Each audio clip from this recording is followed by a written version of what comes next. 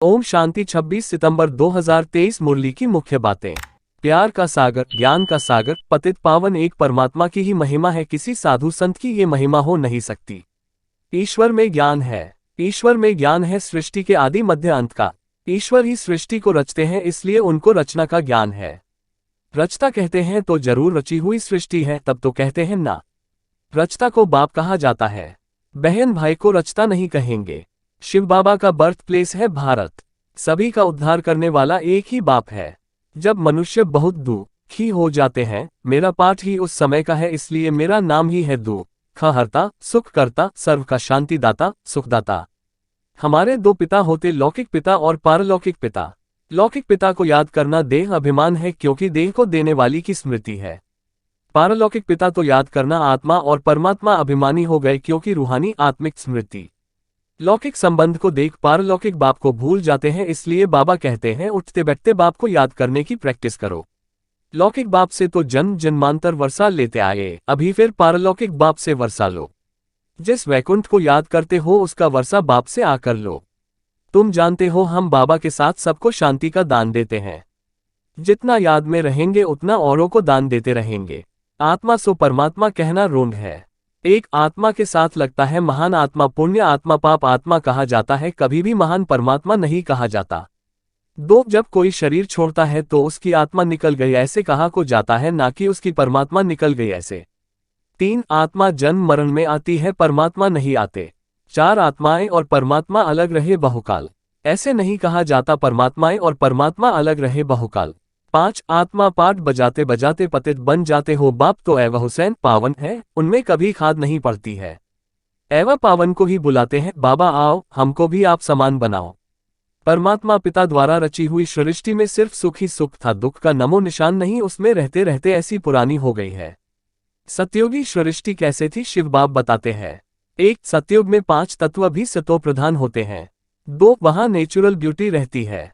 3, वहां शरीर की मरम्मत नहीं होती, यहां तो देखो कितनी मरम्मत करनी पड़ती है। 4, वहां तो भल बूढ़ा हो जाए तो भी दांत आदि सभी साबुत रहते हैं, दांत टूट जाए तो डिस्फिगर हो जाए। 5, वहां तो एकदम फर्स्ट क्लास 16 कला संपूर्ण रहते हैं, लूले लंगड़े होते नहीं। यहां तो देखो कैसे लूले लंगड़े जन्म लेते हैं, तो कितनी खुशी की बात है, तुम ऐसे परिस्तान के मालिक बन रहे हो। 6, वहां ढेर की ढेर मिल्कियत होगी, कितना सोना हीरे जवाहर आदि होंगे, हीरे सोने आदि की खानियां सब तुमको नई नई मिलेंगी, पत्थरों मुआफिक हीरे पड़े होंगे। 7, जैसे ईंटों के महल बनते हैं वहां सोने के महल बनाते रहेंगे। 8, सुख है 2, एक शांतिधाम में रहना और दूसरा सुखधाम में रहना। सुखधाम में पवित्रता, सुख, शांति सब है। कहा जाता है किनकी दबी रहेगी धूल में, किनकी राजा खाए, सफली होगी वह जो खर्चे नाम धनी के, क्योंकि धनी आया हुआ है स्वर्ग की स्थापना करने। जो बाप के मददगार बनेंगे उन्हों का ही सेफ रहेगा। मीठे मीठे बच्चों को बाप बहुत प्यार करते हैं, प्यारे बच्चों को बहुत प्यार मिलता है। जो अच्छी सर्विस करेंगे उनको प्यार भी मिलेगा, पद भी मिलेगा। पहली पहली प्रैक्टिस करो, मैं आत्मा हूँ।